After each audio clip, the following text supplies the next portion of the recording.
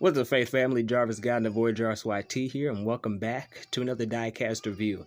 Today, we're going to be taking a look at the Hot Wheels Bullwhip from the 2015 Hot Wheels Off-Road Hot Wheels Test Facility line of cars. Now, this is a car that I've been meaning to review on the show for quite a while now. I think this was supposed to be a Season 3 review, but I think what ended up happening was I ended up wrapping filming too early, and I couldn't find the details on this in time, so I just decided to omit it from the season. And honestly, Season 3 wasn't great, so I don't think it was any lesser for it. But yeah, man, now that I'm looking at it up close, I'm really not sure why I've been so insistent on reviewing this, because I am trying to review every diecast car in my collection, but honestly, man, some of them I'm not particularly eager to get to, and I don't know why I literally saved this car for a whole season just to review it now, because there's really nothing particularly special about this car, and I think the car is good up until a certain point.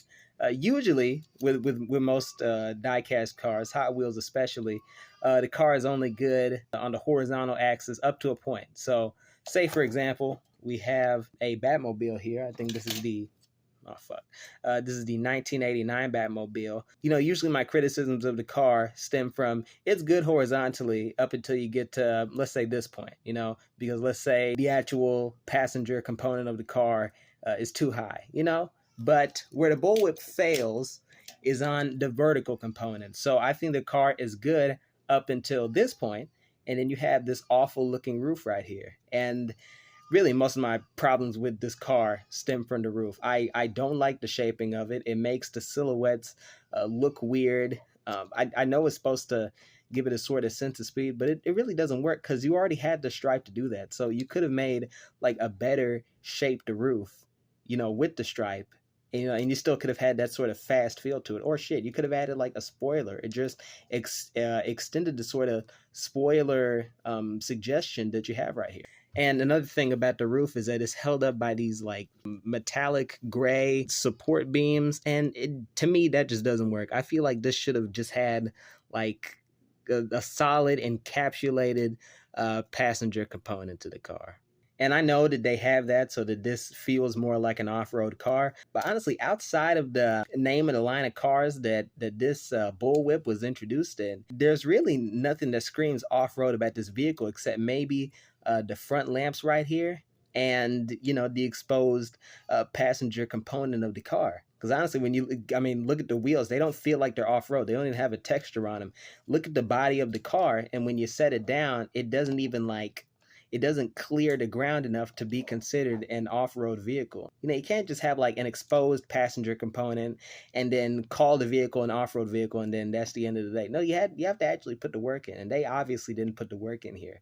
This would have been much better off as like a main line, because honestly, it doesn't deserve the title that it's been given, just based on the line of cars that it's in.